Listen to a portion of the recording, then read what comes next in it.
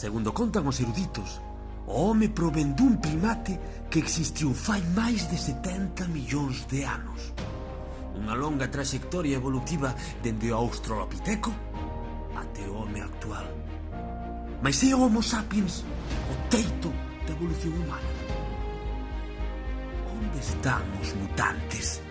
Onde están eses especimes que rachan con todas as medias de capacidades físicas e psicolóxicas? Unha equipa de científicos de Kentucky decide ir á procura do novo chance evolutivo.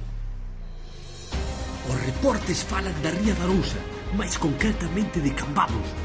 E aquí os científicos detectan o novo eslabón, o home gaélico, apegado á terra, a Pachamama, a Naiciña, fillos de Breogán, destros no deporte, na música e na navegación. 10 veces máis rápidos e máis fortes que a xente normal. 10 veces mellor xente que a xente normal. A secuenciación do seu xenoma revela datos curiosos. Comparten xenética coas formigas. Son capaces de traballar en equipo, nunha mesma dirección. Sempre un esforzo máis, sempre un centímetro máis aló do límite. O Pombal está de festa co homo gaélico, insuperable en todas as súas facetas.